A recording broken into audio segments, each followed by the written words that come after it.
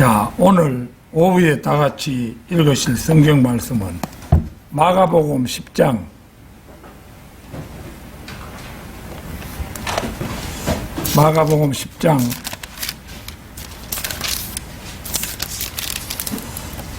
46절에서 52절까지 말씀입니다.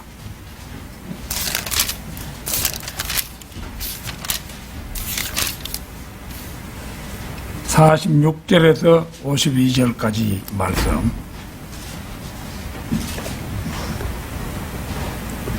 다 찾으신 줄 알고 받들어 읽겠습니다. 이후에 그들이 예리코에 왔더라. 그런데 그분께서 자신의 제자들과 엄청난 수의 백성과 함께 예리코에서 나가시는 동안 티메우스의 아들인 눈먼 자 바르티메우스가 대로변에 앉아 구걸하고 있더라. 그리고 그가 그분이 나사렛 예수이심을 들었을 때 그는 소리를 지르기 시작하여 말씀드리기를, 예수님, 다윗의 자손이신 당신이여 제게 자비를 베푸소서 하니라. 그러자 많은 이들이 그로 하여금 그의 침묵을 지키도록 그에게 명하였더라. 그러나 그는 더욱더 소리를 치기를, 다윗의 자손이신 당신이여 제게 자비를 베푸소서 하였더라. 그러자 예수님께서 가만히 서시어 그로 하여금 부름을 받도록 명령하셨느니라.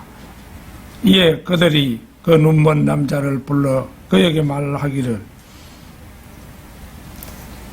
안심하고 일어나라, 그분께서 너를 부르신다 하니라. 그러자 그는 자신의 의복을 벗어 던지며 일어나서 예수님께 나아왔더라. 예수님께서 그에게 대답하여 말씀하시기를, 너는 내가 너에게 무엇을 해주기를 원하느냐 하셨느니라. 이에 그 눈먼 남자는 그분께 말씀드리기를, 주여, 제가 저의 시력을 받게 되기를 원하나이다 하였더라. 그러자 예수님께서 그에게 말씀하시기를, 너의 길을 가라, 너의 믿음이 너를 온전하게 하였도다 하셨느니라. 이에 즉시 그가 자신의 시력을 받았고 그 길로 예수님을 따랐더라. 자, 오늘 오후에는 소경 바르티메우스의 간절한 소원, 소경 바르티메우스의 간절한 소원, 이런 제목으로 말씀을 드리겠습니다. 먼저 오늘의 본문 말씀과 평행되는 구절은 마태복음 20장 30절에서 34절입니다. 오늘 본문 말씀과의 차이를 보면 마태복음에는 소경이 둘인데 마가복음에는 하나이며, 마태복음에는 이름이 없는데 마가복음에는 바르티메우스라는 구체적 이름이 나오고 있다는 점을 들 수 있습니다. 이런 사실을 두고 호사가들은 두 성경이 서로 모순이라고 호들갑을 떨기도 합니다만, 이런 것들은 두 책이 모순이 아니라 상호 보완적이라는 사실을 보여준다고 할 것입니다. 기록의 특성상 마가는 많은 부분에서 사건의 상세한 설명을 하는 반면 숫자에 대해서는 별로 신경을 쓰지 않습니다. 그러나 마태는 숫자에 정확합니다. 그는 세리였기 때문입니다. 따라서 마태는 2명의 소경을 기록한 반면 마가는 오늘 본문 말씀에서 보듯이 그 둘 중의 한 명에 대해서만 기록하고 있는 것입니다. 이들의 부르짖음은 다른 사건에서와 마찬가지로 예수님, 다윗의 자손이신 당신이여, 그렇게 부릅니다. 다윗의 자손이라는 명칭은 이스라엘을 위해 사역하는 유대인의 메시아, 다윗의 보좌에 앉아서 다스리시는 천국의 왕으로서의 이름입니다. 이들은 유대인 메시아의 이름을 부름으로써 구원을 얻습니다. 여기서 이들이 메시아의 이름을 부른다는 것은 의미가 있습니다. 이들이 다윗의 아들을 부른 직후에 예수님께서는 다윗의 자손으로서 예루살렘에 입성을 하신 것을 볼 때 그렇습니다. 여기에서 우리는 마태복음이 왕으로서의 예수님을, 누가복음이 인자로서의 예수님을, 마가복음이 종으로서의 예수님을, 요한복음이 하나님의 아들로서의 예수님을 각각 조명하고 있음을 상기할 필요가 있습니다. 즉 마태복음에서 예수님은 지속적으로 다윗의 자손, 곧 이스라엘의 왕으로서의 위치를 차지하고 있는 것입니다. 여기 등장하는 두 소경은 이스라엘의 영적 상태를 나타냅니다.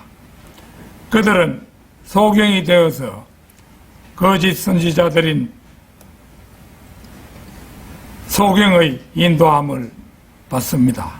소경이 소경을 인도하면 둘 다 구덩이에 빠진다는 말이 있죠. 오늘날 개신교회들에서 구원도 받지 않은 목사들이 성도들을 가르친다고 하는 이것은 소위 말해서 소경을 인도하는 경우에 해당하죠. 이런 경우는 둘 다 구덩이에 빠지게 되겠죠. 마태복음 23장에서 예수님께서는 바리새인과 서기관들을 통해 너희 눈먼 인도자들아 이렇게 말씀하십니다. 이스라엘 민족은 눈먼 소경들로 눈먼 지도자들의 안내를 받고 있었습니다. 따라서 오늘 본문 말씀은 영적인 소경인 이스라엘을 치유하는 모형이라고 할 수 있습니다. 그들은 장차 다윗의 자손인 주의 이름을 부름으로써 구원을 받게 될 것입니다. 그러나 오늘의 본문 말씀은 우리에게 영적으로 중요한 신약 교리를 제시해 줍니다. 소경 바르티메우스의 간절한 소원. 첫째는 46절에 등장하는 눈먼 자 바르티메우스가 구원받지 못한 세상 사람들의 상태를 그대로 보여준다는 사실입니다. 눈먼 자 바르티메우스가 대로변에 앉아 구걸하고 있더라. 이 상태가 바로 당시 유대인들의 상태입니다. 또한 오늘날 깨닫지 못하고 그대로 있는 그런 사람, 모든 사람도 마찬가지죠. 요한복음 9장 39절에서 41절 한번 찾겠습니다. 요한복음 9장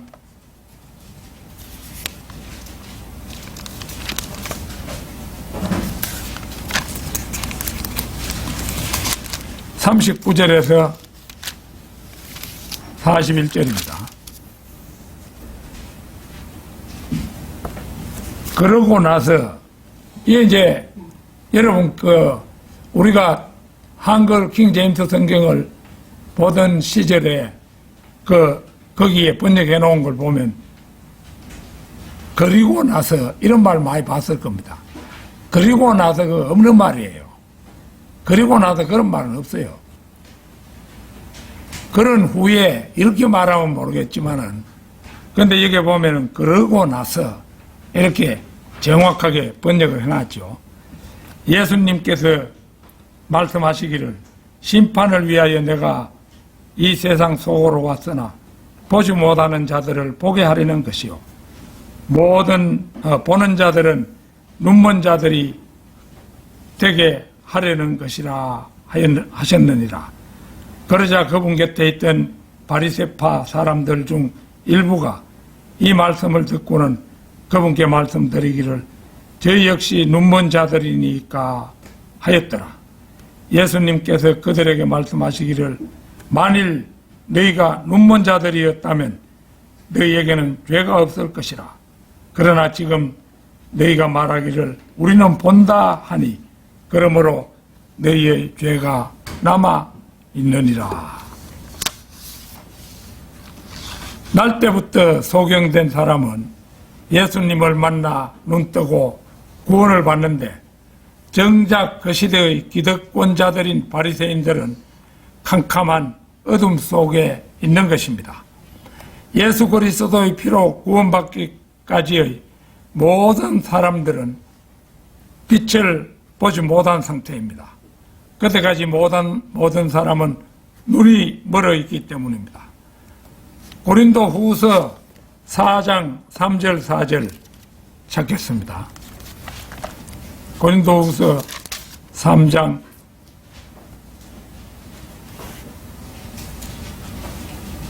4장입니다. 4장 3절 4절. 그러나 만일 우리의 복음이 가려진다면 그것은 잃어버린 바 된 자들에게 가려진 것이라. 그러나 이 세상의 신이 그들 안에서 믿지 않는 자들의 생각들을 어둡게 하였으니 하나님의 형상이신 그리스도의 영광스러운 복음의 빛이 그들에게 비치지 않게 하려는 것이라. 우리가 이제 복음을 전해보면 어떤 이들은 어린아이처럼 단순하게 예수님을 구세주로 영접하는 한편 어떤 이들은 아무리 얘기를 해도 복음을 받아들이지 않습니다. 바로 여기에 그 이유가 선명하게 제시되어 있습니다. 보는 것처럼 이 세상 신, 곧 마귀가 그 사람의 마음을 어둡게 하여 그리스도의 영광스러운 광채가 비치지 못하게 하기 때문인 것입니다. 사람은 자신이 비참해질수록 필요한 것을 더 많이 보고 도덕적으로 선해질수록 자신에게 필요한 것을 덜 보게 됩니다. 바리새인보다 세리에게 다가가는 것이 훨씬 쉬운 이유는 세리는 하나님께 내세울 만한 의가 자신에게 없다는 것을 알고 있는 반면 바리새인들은 자신에게 그런 의가 있다고 믿기 때문입니다. 다시 말해서 소경 바르티메우스가 구원받는 것이 타르수스라는 이 지명은 이제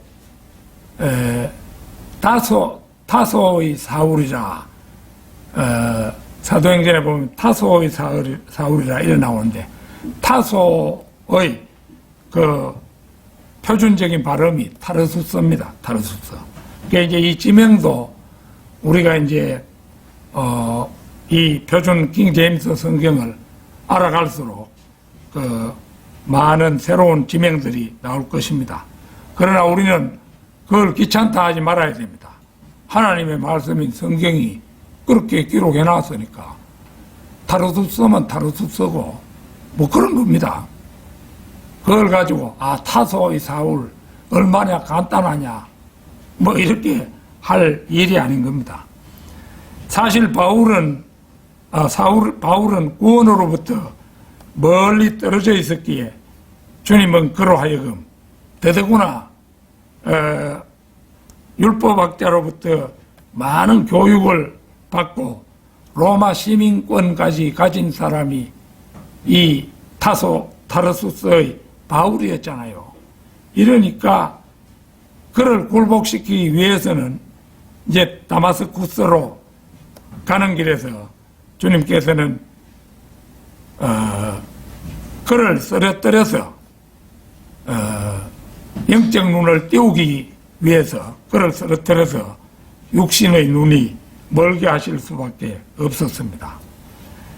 에베소서 4장 18절 19절 찾겠습니다.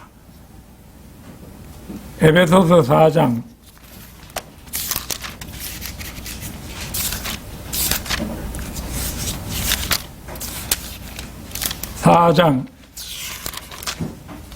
18절 19절입니다.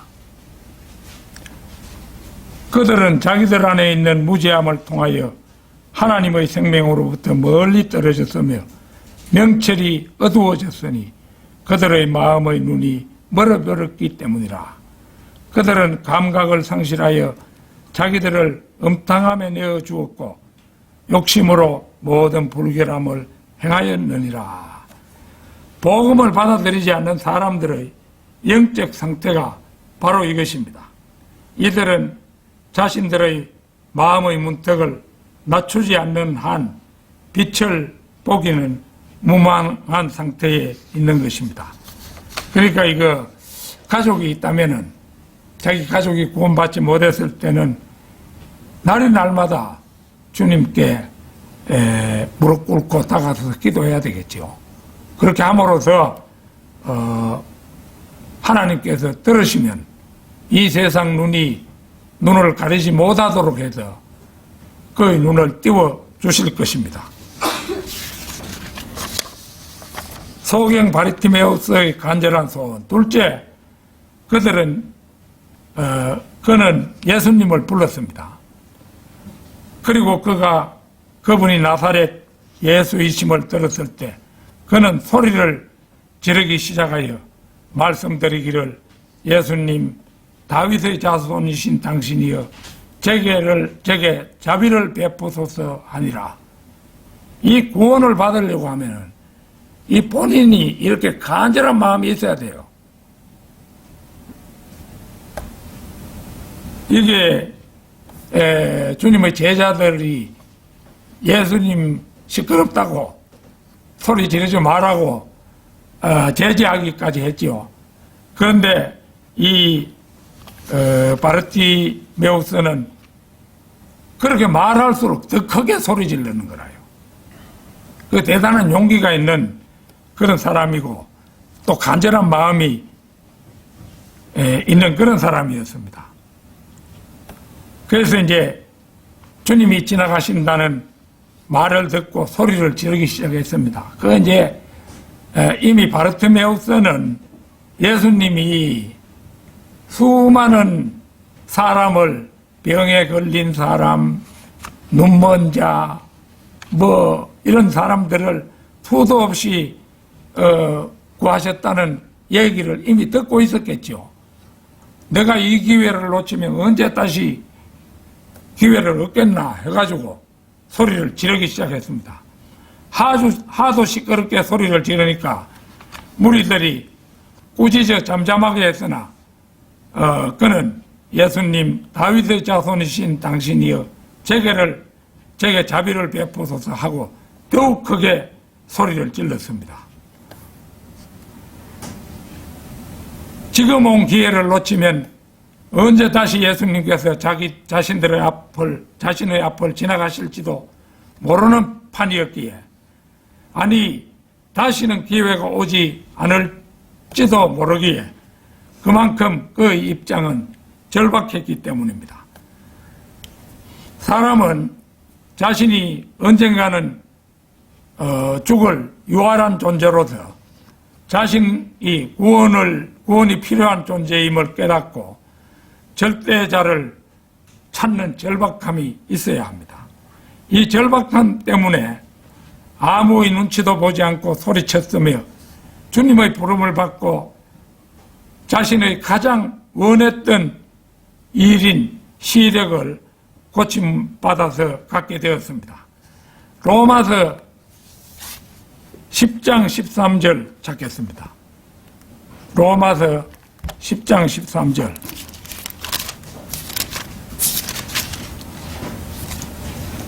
이는 주의 이름을 부르는 자는 누구든지 구원받을 것이기 때문이라. 누구든지에는 부자로서 의인으로서 등등의 자격이 주어져 있지 않습니다. 도둑이든 사기꾼이든 농부든 국회의원이든 학생이든 군인이든 그 누구든지 그분의 이름을 부르기만 하면 천금보다 귀한, 만금보다 귀한 구원을 얻게 되는 것입니다. 소경 바르티메우스의 간절한 소원. 셋째, 그들은 거지입니다. 마가복음 10장 46절 아까 읽었던 부분 보겠습니다.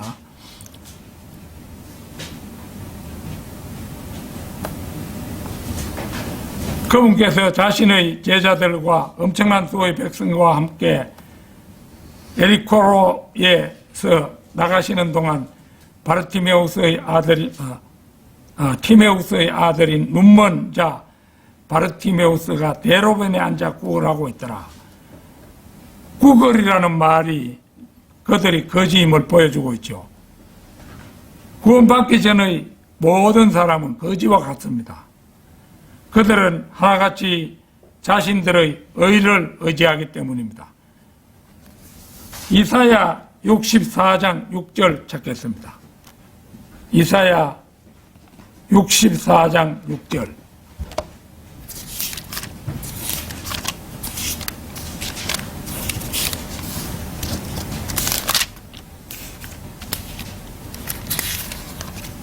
(64장 6절) 그러나 우리는 모두 어떤 불결한 것과 같고 우리의 모든 의는 더러운 걸레 같나이다.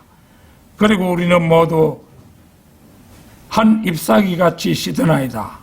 그런즉 우리의 죄악들이 바람처럼 우리를 쓸어버렸나이다. 이런 것도 이거 보면은 여기 보면은 우리는 모두 한 잎사귀 같이 시드나이다. 이게 이제 바른 성경의 특징입니다. 우리는 모두 틀림없이 다른 성경을 보면은 그냥 한이라는 말은 빠지고 잎사귀 같이 그래 되어 있을 겁니다.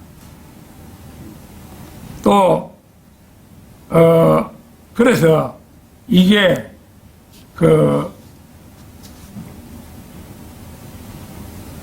한마디도 놓치지 않고 번역을 했기 때문에 그렇다는 것을 이제 이 성경을 읽으면서 여러분은 군데군데서 깨달아야 할 것입니다. 이게 엄청나게 생략된 것을 다 살려놨잖아요.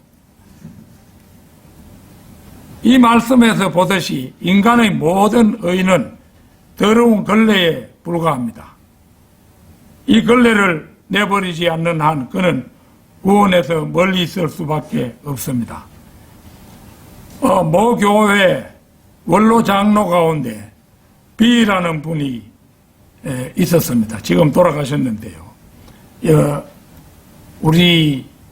내가 예전에 문화중고등학교 있었을 때 제1교회에 다니던 분이었는데요.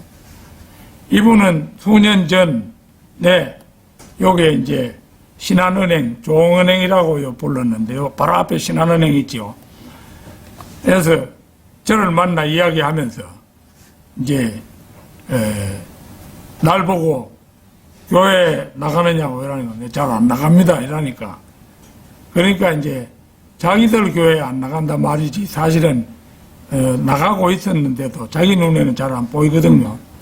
그래 되니까 교회 왜 안 나가느냐고 이렇게 이제 나무라면서 자신은 새벽 기도에 50년 동안 한 번도 빠지지 않았음을 자랑했습니다. 50년, 10년이면 강산도 변한다는 50년을 한 번도 배탈이 날 때도 있었고 감기에 걸릴 때도 있었고 열이 많이 날 때도 있었을 것이고 했을 텐데 50년 동안 한 번도 새벽 기도에 빠지지 않았다는 겁니다. 새벽 기도 이거 대한민국에만 있는 참 병적 현상이죠. 미국 같은 데는 새벽 기도가 없습니다. 그런데 그는 자신의 그 의가 걸레인 줄은 미처 모르고 있었습니다.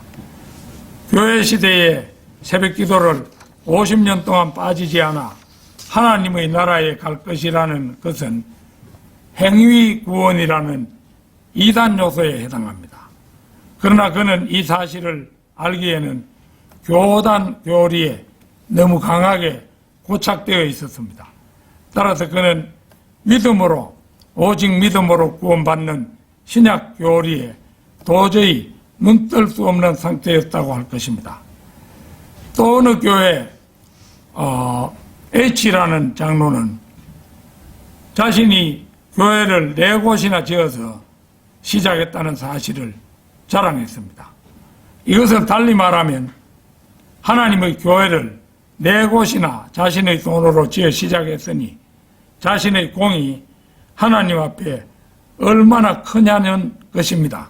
그런데 마귀의 수중에 있는 교단 교회를 아무리 많이 지어서 시작해봤자 그 일이 하나님과 아무 상관이 없다는 사실을 그는 정작 모르고 있었던 것입니다. 냉정히 말해 사탄의 회당을 아무리 많이 지어도 그 일은 걸레도 못 되는 일임을 깨닫기에는 그 영적 수준이 너무 낮았다 할 것입니다.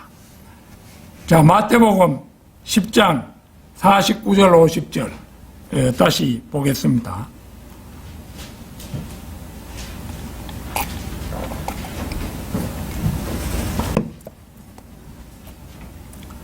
그러자 예수께서 가만히 서시어 그로 하여금 부름을 받도록 명령하셨느니라. 이에 그들이 눈먼 남자를 불러 그에게 말하기를 안심하고 일어나라. 그분께서 너를 부르신다 하니라. 그러자 그는 자신의 의복을 벗어던지며 일어나서 그분께 나아왔더라. 그 누더기를 벗어던지며, 그러니까 주님 앞에 나올 때는 그 자신이 의라고 생각했던 그런 것들을 모조리 걷어버리고 나와야 되는 겁니다. 이게 소경 바르티메우스도 그랬죠. 그래서 그가 입고 있던 더러운 옷을 벗어버리고 예수님께로 나왔습니다. 현대의 모든 죄인들도 자신의 걸레 같은 의를 벗어던지고 나아올 때 예수님의 의를 힘입어 구원을 받는 것입니다. 소경 바르티메우스의 간절한 소원, 넷째 그는 즉시 보게 되었습니다. 예수님께서 그에게 대답하여 말씀하시기를 너는 내가 너에게 무엇을 해주기를 원하느냐 하셨느니라. 이에 그 눈먼 남자는 그분께 말씀드리기를 주여 제가 저의 시력을 받게 되기를 원하나이다 하였더라.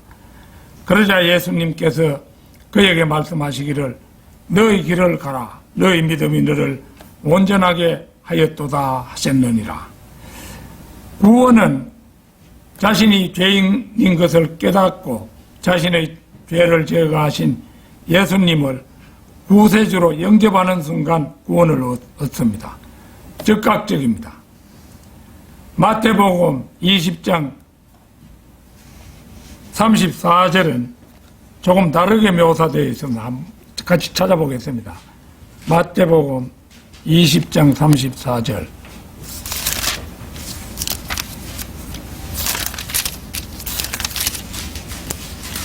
(20장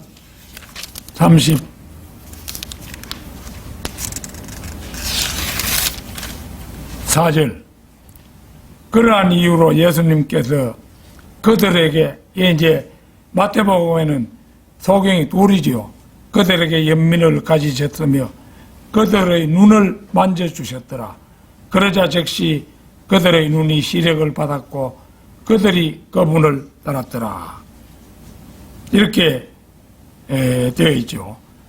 우리는 이를 통해 51절과 52절 사이를 얼마간 보완할 수 있습니다.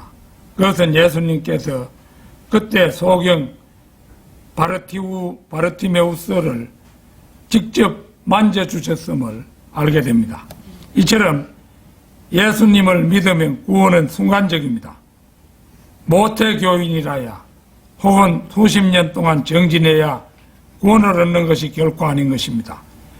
예수님과 함께 못 박혔던 두 강도 중 한 사람도 십자가에 달린 채 죽어가기 직전 구원을 받지 않았습니까?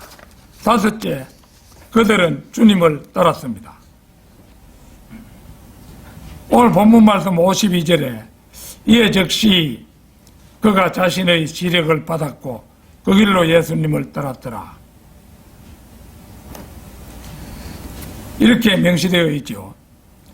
구원받은 후에 사람들은 예수님을 따라야 합니다. 그런데 세상에 상당수의 사람이 구원 딱 뻗자마자 막 교회 안 나오는 거예요. 그 길로 돌아서 버리는 거죠. 그거는 구원을 그런 사람은 안 받았을 수도 있습니다. 그런데 그걸 받았다고 생각하고 다시 그만 안 보는 거예요. 이제 구원받았으면 됐다 이겁니다. 배고픈 사람이 맛있는 음식만 딱 받아 먹었으면 그걸로 그만 가버리는 거죠. 아무리 예수님의 가르침을 행하고 예수님의 제자처럼 행해도 예수님의 피로 씻겨지지 않으면 구원받지 못합니다. 구원받은 사람이 예수님을 따르는 것이지 예수님을 따르는 사람이 구원받은 것은 아니기 때문입니다. 마태복음 19장에는 16절부터 22절까지 예수님을 찾아온 한 부자 청년의 이야기가 나옵니다. 한번 찾아보겠습니다. 19장, 마태복음 19장 16절에서 22절까지입니다.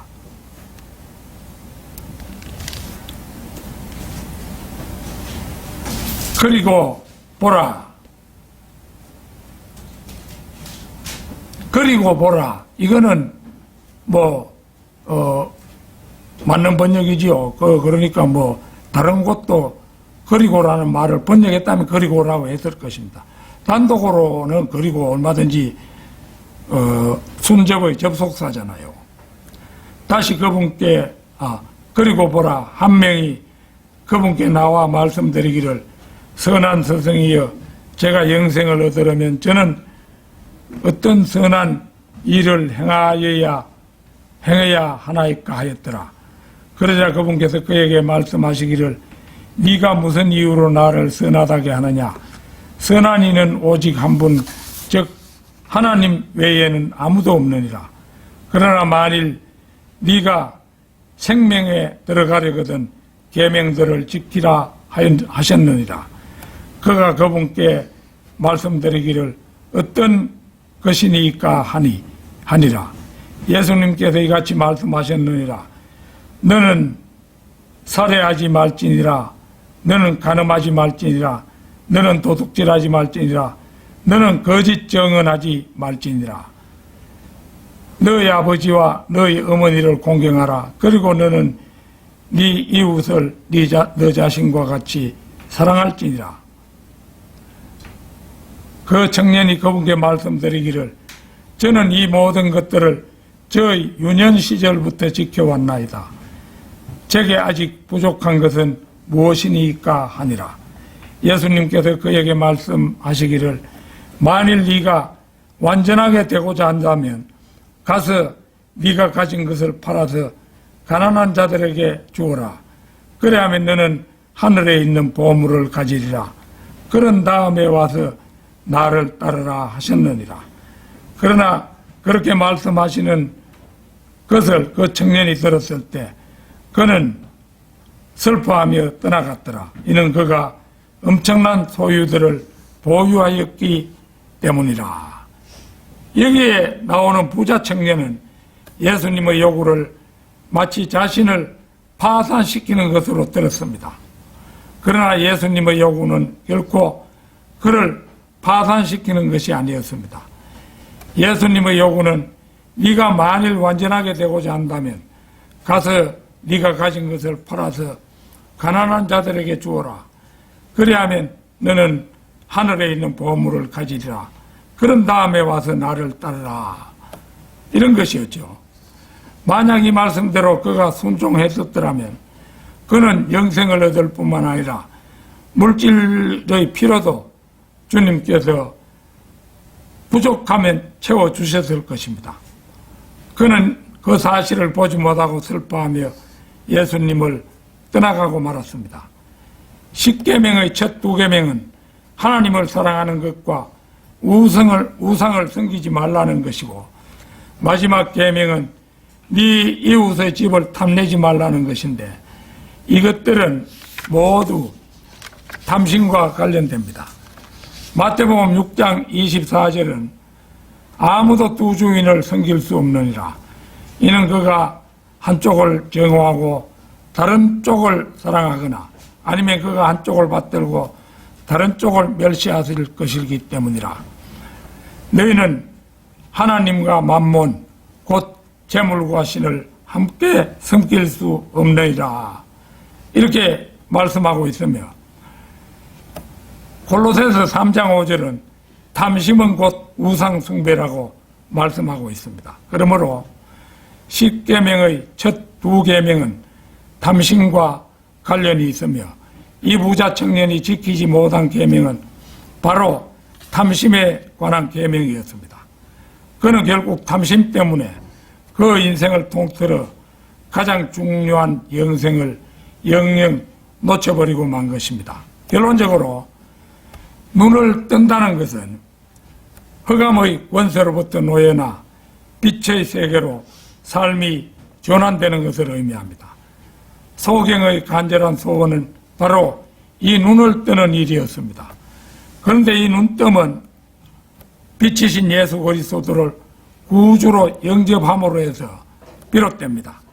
그리고 영접한 후에는 주님의 순수한 말씀을 먹음으로 해서 한 사람의 굳건한 성도로 자라게 되는 것입니다. 소경 바르티메우스는 눈을 뜨자마자 주님을 따름으로써 꼴을 얻었습니다. 베드로전서 2장 2절 한번 찾겠습니다.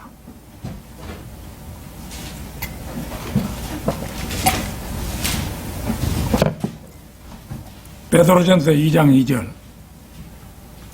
갓난 아기들로서 말씀의 순수한 젖을 열망하라. 이는 너희로 하여금 말씀으로 자라게 하려 함이라. 갓난 아기가 자라자면 엄마의 젖을 먹어야 하듯이 사람이 구원받고 거듭나면 그 역시 영적인 갓난 아기이므로 말씀의 젖을 먹고 자라나야 합니다. 구원받아 눈을 떠 싱싱한 말씀의 꼴이 공급되는 교회의 성도가 된 것은 실로 행운이라 할 것입니다. 늘 말씀을 읽고 기도하며 한눈 팔지 않고 주님을 따라가는 우리 모두가 되기를 소망합니다. 다 같이 기도드리겠습니다.